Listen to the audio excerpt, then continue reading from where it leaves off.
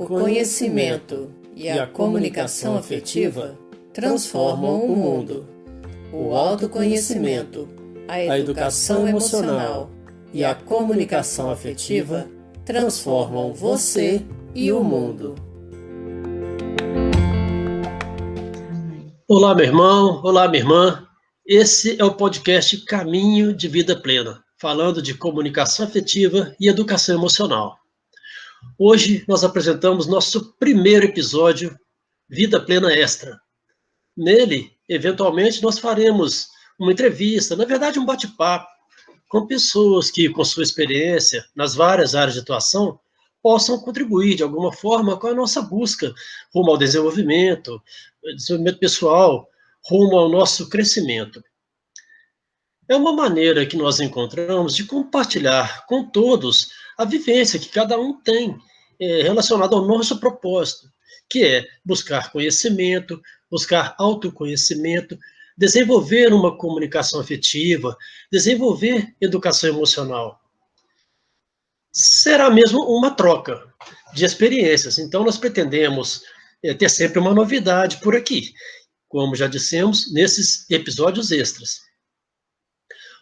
O nosso tema hoje é a comunicação e o emocional na área de saúde em tempos de Covid-19. Então, vamos lá. Hoje nós temos a honra de conversar com a nossa amiga Paula Castro. Ela, inclusive, é nossa irmã de caminhada, ela participa da comunidade católica Raízes, que, para quem não conhece, foi fundada pela psicóloga Raquel Araújo, que inclusive é a idealizadora desse nosso projeto. Então, Paula, nós agradecemos por você ter prontamente aceitado o nosso convite. Conte para os nossos ouvintes um pouquinho de você, onde você trabalha, qual é o seu setor, a sua função. Primeiramente, eu que agradeço, pela oportunidade de estar aqui partilhando e podendo ajudar outras pessoas com um pouco do conhecimento que a gente tem. Eu trabalho no Risoleta Neves, é um hospital que fica em Belo Horizonte, ali na região de Venda Nova.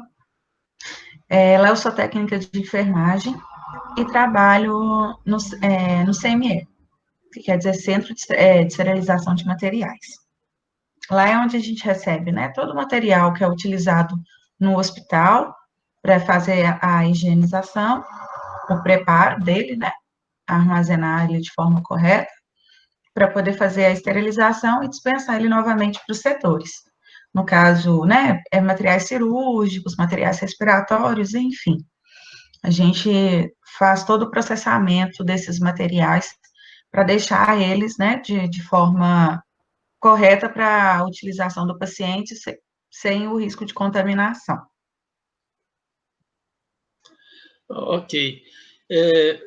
Paulo, nós separamos aqui algumas perguntas que a gente achou interessante fazer para você, porque como você está inserida nessa área, às vezes ficam algumas dúvidas, alguns questionamentos que a gente, por não ter essa convivência, a gente fica curioso. E eu acredito que muitas pessoas que estão nos ouvindo e vendo agora podem ter essa mesma dúvida. Mesmo você não trabalhando assim, não atuando diretamente com os médicos e com enfermeiros, e também com os pacientes, nós imaginamos, é claro, que que é possível você perceber a movimentação dentro do hospital, mesmo assim, De repente, no horário de lanche, ou no horário do almoço, ou no horário de alguma folguinha que de repente você tem, E nós imaginamos também por isso que você tenha contato com outras pessoas que trabalham em outros setores, Então, num encontro desse pelo hospital, é normal que role ali uma conversa, um bate-papo, onde você pode ficar sabendo sobre tudo que está acontecendo ali no hospital, não é verdade? Porque, sobretudo nesse período agora a Covid-19, querendo ou não, mudou a rotina e a vida de muitas pessoas, Tem muita gente abalada, tem muita gente que está estressada mesmo, preocupada com o fato desse contágio ser tão rápido, ser intenso, e infelizmente milhares ou milhões de pessoas morrendo pelo mundo todo. Então, Paula, você consegue perceber como andam a comunicação e o emocional dos profissionais, dos pacientes, até mesmo dos acompanhantes desses pacientes, que precisam buscar o hospital por vários motivos, né? Enfim, das pessoas que precisam trabalhar e circular dentro do hospital. Você consegue perceber isso? E os pacientes que chegam ao hospital, eles estão tomando os devidos cuidados com o uso de máscara, né, o uso do álcool gel. O que mudou, Paulo, na rotina do hospital? Sim. Desde que aconteceu o primeiro caso, né, em Minas Gerais, o hospital já se preparou para poder receber os possíveis pacientes que chegariam. Então, o hospital precisou passar por mudança de estrutura, porque como somos um hospital de porta aberta, a gente recebe pessoas de todas as formas, no caso, porque é um pronto-socorro. Então, a gente atende pessoas acidentadas, né? Pessoas com infartos, essas coisas emergentes, né? Facada, tiro, a gente recebe um pouco de tudo.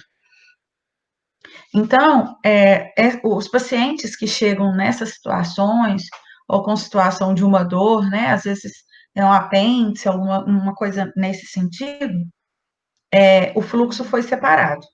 Então, existe um ambulatório onde a pessoa vai dar a entrada no hospital. Quem está com esses sintomas gripais, esses sintomas que indicam uma possibilidade de COVID, vão para esse ambulatório específico para COVID e para sintomas gripais. Os outros casos, eles chegam pelo ambulatório também, só que já é outro ambulatório, já é separado, totalmente separado. No caso, eles não têm contato algum.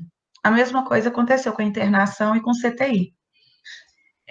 Para pessoas que têm a necessidade de ficarem internadas, eles separaram uma ala só para COVID, e para pessoas que acabam se agravando, que precisam de CTI, a mesma coisa, um CTI só para o COVID.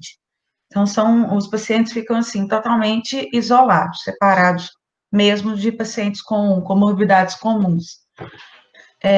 Comuns assim, né? Um tiro, uma situação dessa não é comum, mas não leva um risco de adoecimento para outra pessoa. Em questão do emocional, dá sim para perceber.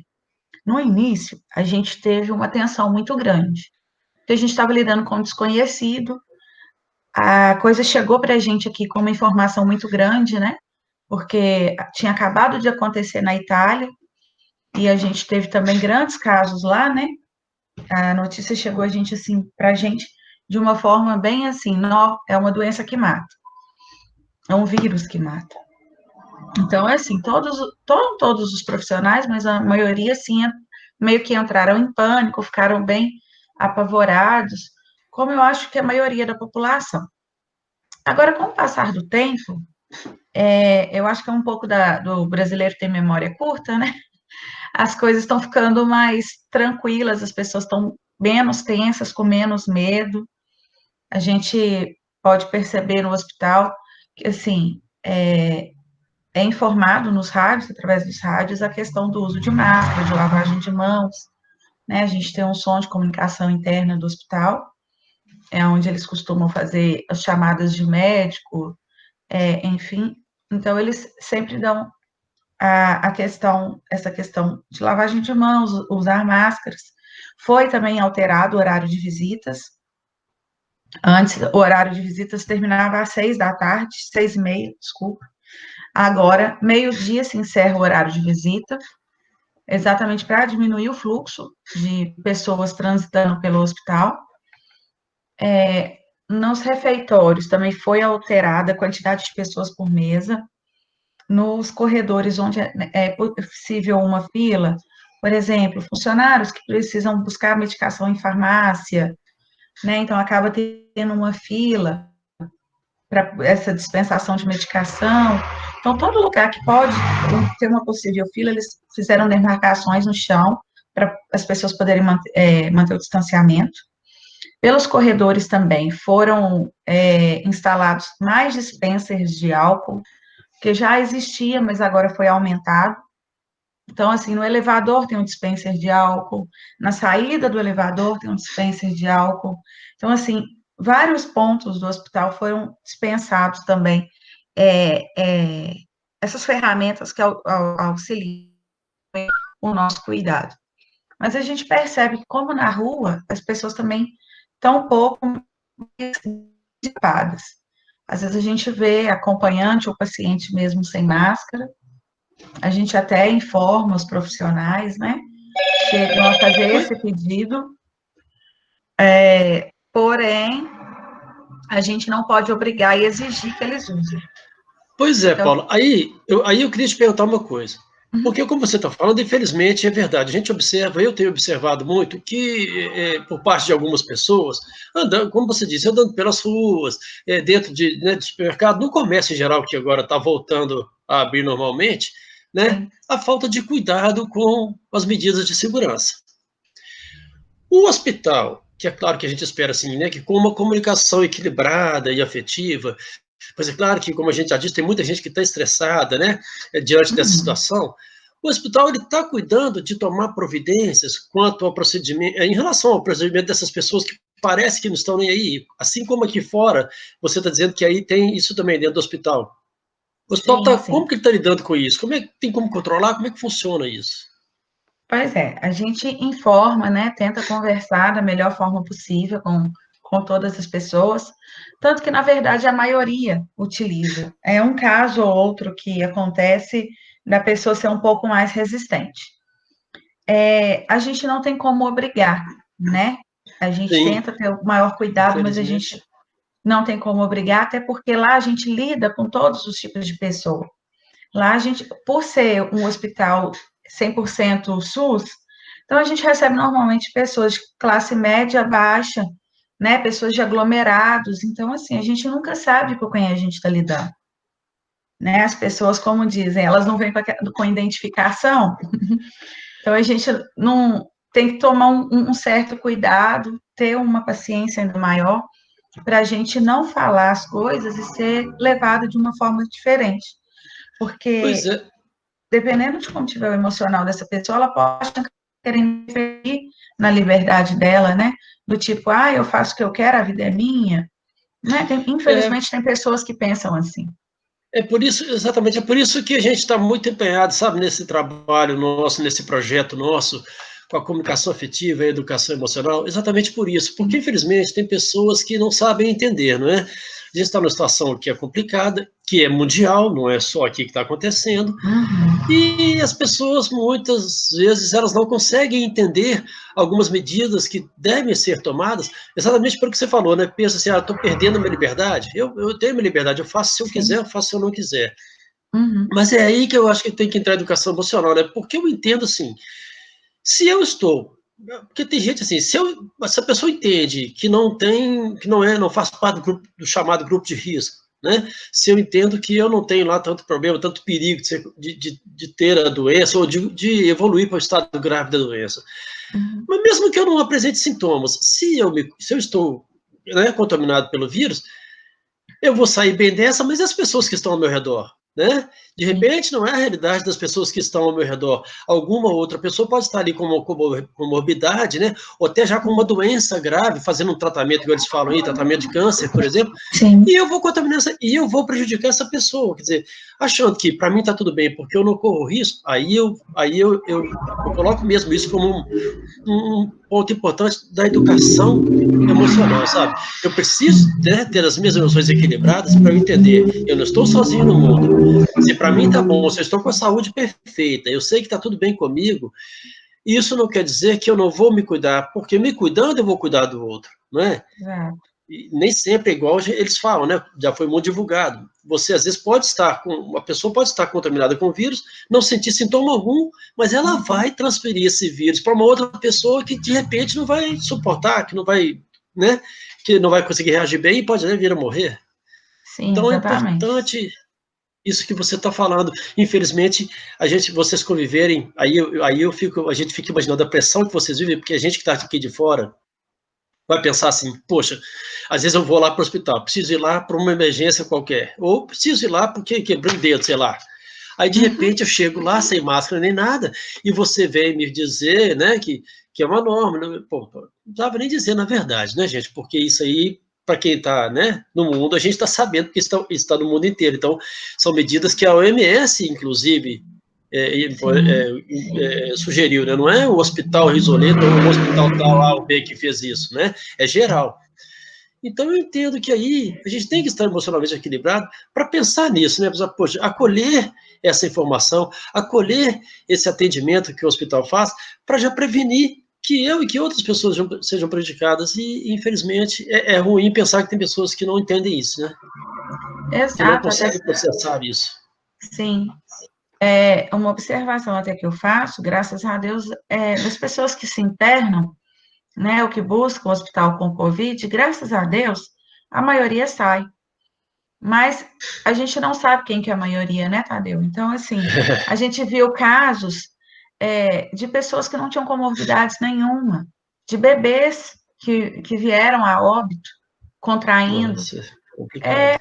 E assim, a questão das escolas, eles suspenderam as aulas porque as crianças, a maioria das vezes, têm contato com pessoas de risco. E é mais difícil a gente controlar a criança, né, dentro de escola. A criança gosta de abraçar, de correr, de brincar. Como é que você segura a criança com máscara o tempo todo, né, para se proteger? E a gente sabe que muitas crianças, muitas vezes, ficam com os avós enquanto os pais trabalham. Então, assim, eles evitaram isso, foram pelo grupo de risco e não pelas crianças, porque as crianças normalmente não apresentam nem sintomas. Mas a gente sabe Sim. de casos de crianças que vieram a óbito, pessoas que não tinham comorbidade nenhuma, que infelizmente o Covid evoluiu de uma forma inesperada e acabaram vindo a óbito também. Então a gente não consegue saber quem que é maioria e minoria. E uma coisa que eu falo, eu acho que a partir da hora que a gente não toma o cuidado, além da gente estar se expondo, a gente está expondo o outro. Porque eu acho que a gente não mata uma pessoa só através de um crime, né? Você a partir da hora que você transmite um vírus para uma pessoa que você não sabe o estado de saúde dela, você está sendo tão conivente com a possibilidade de um óbito dessa pessoa, quanto um bandido, vamos dizer assim, que chega ali para te assaltar e por um acaso vai ali e coloca uma arma na sua cabeça e dá um tiro. Então, assim, eu acho que é até um pouco pesado isso que eu falo, mas eu acho que a responsabilidade é a mesma em relação à vida do outro. Porque você não sabe. A gente tem que tomar muito cuidado com as pessoas. Sim, porque a gente não sabe como que o vírus reage em cada organismo. Sim. Então, a partir da hora que você não sente nada, mas você passa para o outro sem saber de uma condição e de como esse vírus vai evoluir no outro, você está sendo responsável também pela vida dele. E você falou uma coisa aí que, de repente, a gente que está de fora, né, do hospital, a gente não sabe, a gente, de repente, não tem essa ideia, igual eu estava te falando. De repente, eu quebro um dedo e chego lá no hospital. Aí eu chego no hospital e vejo algumas pessoas, mesmo que sejam poucas, que estão sem máscara, que estão sem tomar os devidos cuidados. Uhum. A primeira coisa que eu imagino que eu vou fazer é criticar o hospital. Eu já vou pôr a culpa no hospital porque aquela pessoa não está tomando os devidos cuidados, né? Porque a responsabilidade para mim é do hospital. Mas aí a gente tem que parar para pensar o que muitas vezes a gente não pensa, e eu te confesso que agora eu estou falando por mim, que a gente não pensa, é no seguinte: poxa, de repente o hospital até já chamou atenção, alguém já até alertou, porém, essa mesma pessoa do hospital que fez isso pode ter sido até ameaçada, né? A pessoa não ter aceitado essa orientação e até ameaçado essa pessoa, porque isso acontece muito, né? A pessoa está lá estressada, está lá, né? Tá lá já com o nervo à flor da pele. Se eu não tenho um emocional equilibrado, eu posso até te agredir, simplesmente porque você está me passando uma informação, uma orientação que é fundamental, né, para a segurança de todos, mas eu não vou aceitar e te agredir. E aí? Exato, porque a gente tem essa diferença entre hospitais públicos e particulares. Eu mesmo, quando fiz o estágio, fiz um estágio no hospital de convênio. Então, no hospital de convênio, eles têm um controle maior, eles conseguem controlar melhor as pessoas. Então, tipo assim, a pessoa que está ali internada no andar, ela não pode sair do andar de forma alguma. Já não acontece isso no hospital público. O hospital público, o paciente que tem condição de andar, ele vai andar pelo hospital. E a gente vai proibir e falar, olha, você não pode sair? A gente não tem como fazer isso. Porque é igual a gente fala, a gente poderia tentar? Poderia, mas como a gente lida com todos os tipos de pessoa, é um risco muito grande, sabe? São pessoas que a gente percebe que tem um diferencial nessa questão do emocional, porque eles já se sentem naturalmente, às vezes, muito diminuídos, né? A própria sociedade, às vezes, faz isso, né? Infelizmente, com os menos favorecidos, vamos dizer assim. Então, assim, a gente tem que realmente ter um jeito e um cuidado maior com essas pessoas, que chegam ali já com um emocional todo alterado. E, Paula, eu vou te fazer uma pergunta agora, para a gente finalizar, uma pergunta, eu vou fazer duas perguntas, na verdade, porque me ocorreu isso aqui agora. Lógico que vocês estão passando, vocês profissionais ali de dentro do hospital estão passando por esse problema, por essa tensão também, que acaba abalando vocês, por essa questão de você, às vezes, não saber nem como lidar, não é, com isso, porque não sabe quem é aquele tipo de pessoa. Mas, de qualquer forma, eu entendo que vocês têm que estar preparados para querendo ou não, uma comunicação afetiva, não é? Saber como chegar nessa pessoa, como orientar essa pessoa, por mais difícil que seja. Desculpa. Sim. Por mais difícil que seja. Então, diante de toda essa tensão, você sabe dizer para nós, assim, como é que o hospital e o próprio sistema de saúde, eles estão agindo em relação a esses médicos, aos enfermeiros, aos atendentes, enfim, a todos os profissionais que precisam trabalhar e circular ali por dentro do hospital, né? Esses profissionais estão sendo bem amparados, bem apoiados nessa questão dessa pressão toda? Então. Até do emocional, né, do estresse que vocês estão passando também? O Hospital Risoleta, apesar dele ser 100% SUS, ele é administrado pela Fundep, que é uma fundação que existe dentro da UFMG. Então, quem nos gerencia, de uma certa forma, é a UFMG. Desde o início, eles disponibilizaram serviços de psicólogos, porque no próprio hospital existem esses psicólogos que dão assistência a pacientes, aos próprios parentes, porque às vezes chega lá uma pessoa, descobre um câncer em fase terminal, e aí, né, para poder ajudar a amparar e dar estrutura a esses pacientes e familiares, existe esse psicólogo no hospital. Então, desde o início, o hospital disponibilizou o atendimento desses psicólogos para a gente. E há mais ou menos uns 3 meses atrás, eles abriram um cadastro para quem quisesse fazer um trabalho de meditação. Ia ter uma pessoa lá uma vez por semana para poder aplicar uma técnica de Medifines nos funcionários que quisessem participar. Então, eu acabei não fazendo a inscrição, até tive interesse, mas na correria do dia a dia eu acabei não fazendo, e o fato também de eu já ter um apoio fora, né, com a própria comunidade, né, que eles ensinam bastante coisas para a gente, para trabalhar esse emocional, algumas ferramentas, na questão da gente ser um ser amado, um ser protegido. Eu também já passei, né, eu falo que eu sou filha da terapia da Raquel, que é a fundadora da comunidade. Eu também já. Então, e assim, a terapia dela me ajudou muito nessa questão de controle emocional, de controlar a ansiedade. As técnicas que ela ensina de autoconhecimento nos ajudam muito, né, Tadeu? E graças a Deus eu consegui passar muito bem essa pandemia, de uma forma assim, bem tranquila. Mas para os funcionários que não têm esse apoio e que não têm acesso a esse apoio, o próprio hospital disponibilizou. Então, assim, se as pessoas não procuraram é porque não quiseram, porque existiu. Esse apoio existe, né, na verdade. Graças a Deus, né, Paulo? Isso é muito importante. Sim, né? Sim. Porque eu imagino mesmo a pressão que né, vocês profissionais, seja de qualquer setor, seja né, que está dentro do hospital, porque querendo ou não, todos estão expostos, né? Todos vocês estão, querendo ou não, estão mais expostos do que eu, por exemplo, que não estou, graças a Deus, não estou em hospital, estou dentro de casa. Né? Eu brinco, então é complicado, pessoal... as pessoas precisam de apoio. Quando às vezes as pessoas falam assim, Paulo, mas o isolamento social, eu falo assim, gente, mas quem diz que funcionário de hospital existe isolamento? Não tem isolamento para quem é funcionário de hospital. Infelizmente não tem nem como ter, né? Infelizmente, porque senão como é que vai fazer? Aí as pessoas vão começar a morrer não só de Covid, mas de todas as doenças possíveis e Exato, impossíveis, né?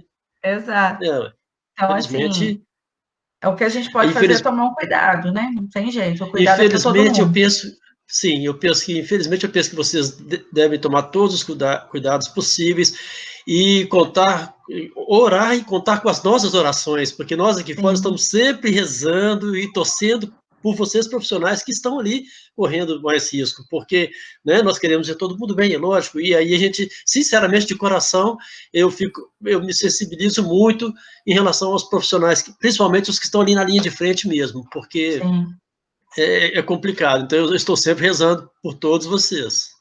é necessário. A gente até observou que agora está tendo uma diminuição, sabe? Agora, com essa flexibilização, não só do comércio, mas agora com os bares abrindo, a gente tem que aguardar agora um novo momento para ver se vai se manter, né, com a redução, ou se vai ter um novo índice aí de aumento para depois ter uma caída novamente. Pois é, Paulo, aproveitando para a gente fechar aqui, aproveitando o que você está falando aí, inclusive a minha ideia de promover essa entrevista, esse bate-papo, né, um bate-papo com Sim, você, né, que é da área de saúde, é até por isso, sabe, porque é para mostrar para as pessoas, porque são tantas informações, né, a gente tem tanta informação bombardeando o celular da gente, e muitas delas só mesmo para a gente colecionar dúvida e estresse. para assustar, Então, exato.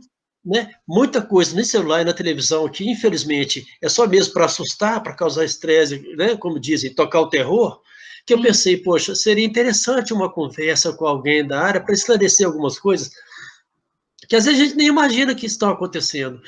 E Uhum. uma das coisas que me preocupa muito é exatamente isso aí, sabe? Essa questão dessa flexibilização aí, eu entendo que as pessoas, aqui eu quero dar o meu recado, tá? Você me dá licença aqui, eu quero dar Pode esse ficar à recado, eu vontade. quero dar, eu não sou profissional da área de saúde, mas eu quero dar esse recado para as pessoas que estão nos vendo e ouvindo.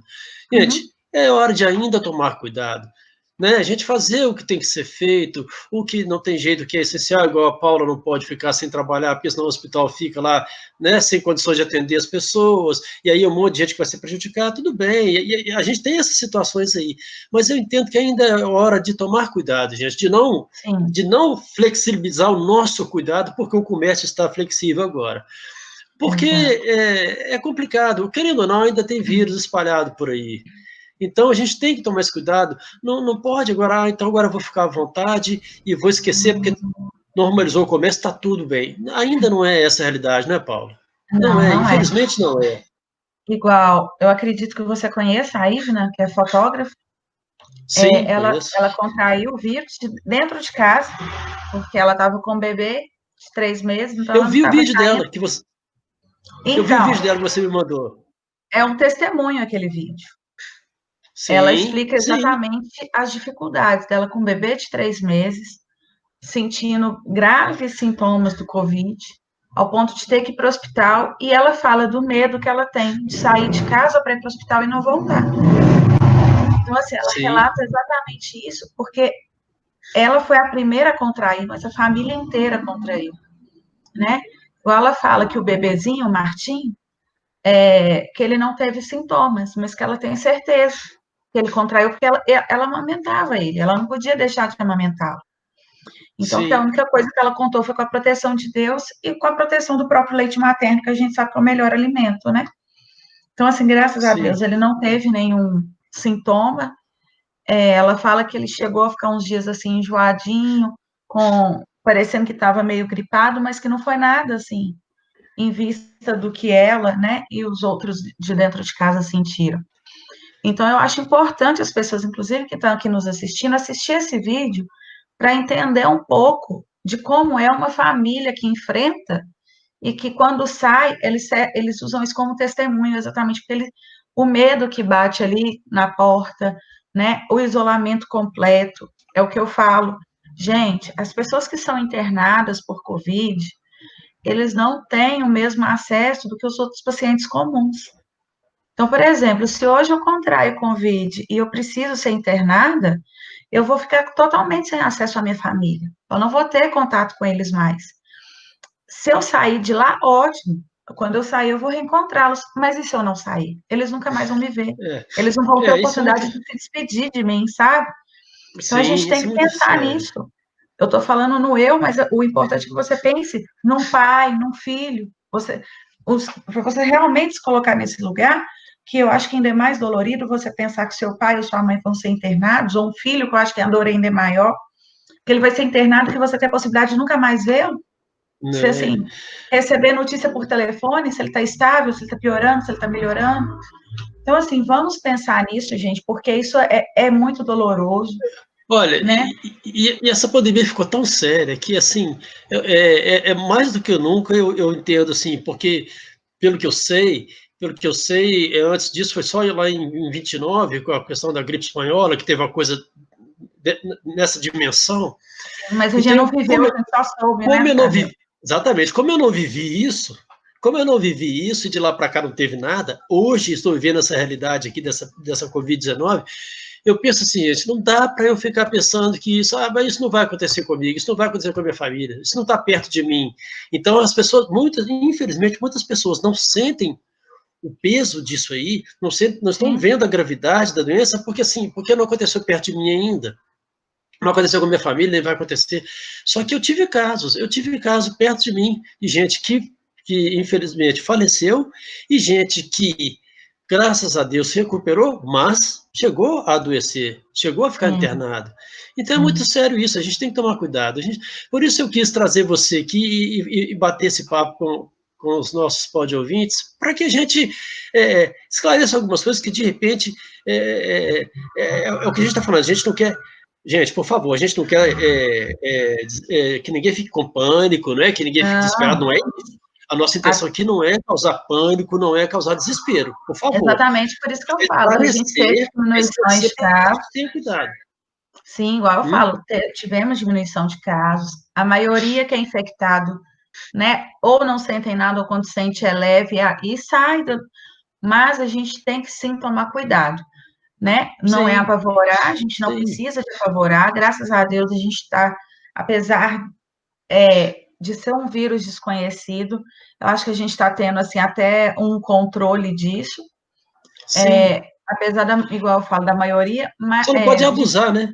Exatamente, a gente só não precisa abusar. A gente não precisa achar que a toda hora vai adoecer, mas a gente tem que pensar assim, eu estou protegido, mas além da proteção de Deus, eu tenho a minha proteção, que é lavagem de mãos, a máscara, utilizar a máscara. Eu mesmo que igual eu já ouvi gente falando isso, e igual a Ivna falou também no vídeo dela, né? Gente, eu não tô falando, a gente não está querendo desesperar ninguém, apavorar ninguém, lógico não. Mas como eu disse a Ivna, a gente tem que ter um pouco de consciência, porque isso não é uma gripezinha qualquer. Quando a pessoa contrai a doença, não é uma gripezinha qualquer, igual muita gente fala por aí, é só uma gripezinha, não é. Não é. Quer dizer, agora mais do que... Quer dizer, se a pessoa... Esse relato da Ivna não deixa dúvida para gente, que não é, você contraiu a doença, é uma gripezinha qualquer e tudo bem, não é. Né? E, infelizmente, criou-se, também no país agora, essa questão infelizmente, por causa de questão de briga política, aí muita gente querendo, é gripezinha, sim, muita gente querendo derrubar o governo, aí fala que é uma coisa, o outro fala que é outra, é uma gripezinha, é um troço terrível, quer dizer, até isso a gente tem que... Gente, até isso a gente tem que ter inteligência emocional, controle emocional, para a gente saber discernir a respeito dessas notícias, dessas conversas, desses boatos. Porque, infelizmente, muita coisa... infelizmente, os políticos do Brasil estão aproveitando muito disso também, às vezes, para poder criar uma briga ferrenha entre eles, e a gente fica aqui, feito cego no meio do tiroteio. Não pode também, né? E a gente percebe que essa briga entre eles, inclusive, é uma questão de uma não educação emocional. Sim, né, Tadeu? Se eles se preocupavam com os outros, se preocupavam em ser justos, né, e não ficar disseminando esse pavor todo que eles estão fazendo, ou simplesmente tratando a coisa como se fosse uma coisa corriqueira, né, como se fosse uma coisa sem importância. Olha, eu falo para vocês, por que que eu aceitei? Eu aceitei, assim, para mim foi um chamado de Deus, foi um convite de Deus, e a Raquel confirmou isso. Por que que eu aceitei esse chamado de participar desse projeto? Porque eu já vinha estudando há bem tempo, eu já vinha estudando sobre isso, Uhum. e eu pensei, gente, eu quero. Isso foi um projeto de Deus mesmo, porque eu já tinha no meu coração que ia ter que fazer isso, seria uma missão. Trabalhar a questão do emocional, porque o que, que nós, mais do que nunca, nós precisamos mudar a nossa mentalidade. E essa questão política aí é uma questão essencial, mudança de mentalidade. Quando a gente não mudar a mentalidade, a cultura do nosso povo, isso vai ficar desculpa a expressão, essa bagunça do jeito que está. Então, nós Exato. precisamos cuidar do nosso emocional, da nossa inteligência emocional. Por isso eu abracei e abraço mesmo esse projeto, porque além de ser um chamado de Deus, é poder a gente mudar, e não todo mundo, né? Você, eu, todos nós aqui, mudar a nossa mentalidade, desenvolver. Enquanto eu faço esse trabalho com vocês, nossa, eu falo mesmo, eu estou ganhando muito, vocês estão ganhando, eu estou ganhando, todo mundo.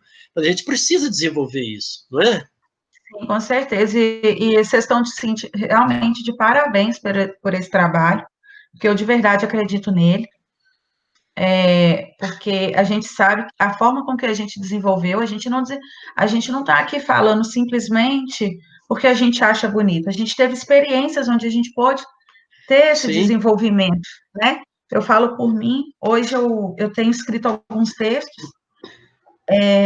e eu acredito de verdade, quando eu comecei a escrever e que eu comecei a perceber a profundidade deles, eu falei isso com a Raquel. Falei, Raquel, eu ainda não sei qual que é a minha missão, mas eu creio que Deus vai me usar ainda na escrita. E eu tenho percebido que aos poucos ele tem me usado. O último texto que que eu bom. escrevi essa semana, no final da semana, foi até sobre amor próprio. E eu já tive pessoas que me mandaram mensagem e falaram: Nossa, Paula, como seu texto me serviu para fazer algumas perguntas e repensar a minha vida. Que bom. Então, então eu fico feliz por isso, sabe?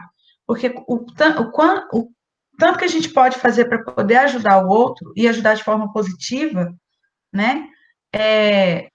Eu sei, eu entendo o que você fala, porque para a gente é uma gratidão enorme. A gente não faz isso, não é nem pela questão de, nossa, eu estou fazendo um trabalho bonito. Não, não é. A gente faz isso muito mais pensando no Não. resultado que o outro vai ter. Ô, Paulo, e quantas pessoas estiverem num processo desse, ótimo. Eu quero que muitas Sim, pessoas estejam num processo assim. É assim que a gente vai desenvolver. É todo mundo nesse mesmo processo, todo mundo se evoluindo, todo mundo lendo, estudando, ajudando o outro. Mensagens positivas, mensagens nós precisamos tanto. E a gente, infelizmente, nós estamos com sim. tanta mensagem, tanta coisa ruim, tanta coisa inútil que, infelizmente, vem para a gente nessas mensagens de WhatsApp, por exemplo, que É, quanto mais a gente puder espalhar amor e comunicação afetiva e afetividade, nós temos que fazer. É nosso papel, é nossa exato. missão. Por isso que quando eu percebi a profundidade desses textos, eu decidi começar a postar quando eu escrevo, sabe? Então, eu de vez em quando posto É essas coisas bom, nas minhas redes você sociais. deve fazer sim. Você deve fazer, isso é muito importante. Nós todos estamos precisando ouvir textos bons, mensagens boas, mensagens de paz, de fé, de alegria, de amor, todos nós estamos precisando disso. Você deve continuar fazendo sim, porque muita gente precisando disso, todos nós. Se Deus quiser, vai chegar isso aí no coração de todo mundo ainda e nós vamos conseguir fazer uma mudança. Amém. Bom, Paulo, mais uma vez foi uma honra para nós agradecemos mais uma vez a sua disponibilidade, a sua presença aqui, e de repente, quem sabe, nos encontramos mais vezes por aí, né? Muito Sim, obrigado pela sua atenção conosco. eu que agradeço, foi uma honra poder participar e poder ajudar. E tendo outros assuntos que eu possa ajudar, fiquem à vontade para poder fazer o convite, que eu estarei sempre aqui quando vocês precisarem. Que bom, nós agradecemos. Então, boa noite, Boa fique com noite, Deus. fica com Deus também. Amém. Bom, meu irmão, minha irmã, nós esperamos ter conseguido contribuir com você, com algum dado que de repente até, né, a gente já falou, estava meio confuso em relação a esse enfrentamento dentro de um ambiente hospitalar, né? Afinal, são tantas mensagens que a gente recebe aí que, né, acabam confundindo a gente. Então, nós esperamos de verdade ter contribuído com vocês nesse bate-papo que a gente teve aqui agora. Deus nos abençoe, Nossa Senhora nos proteja. Saúde, Amém. paz, amor e alegria. A alegria do Senhor é a nossa força. Tchau, tchau.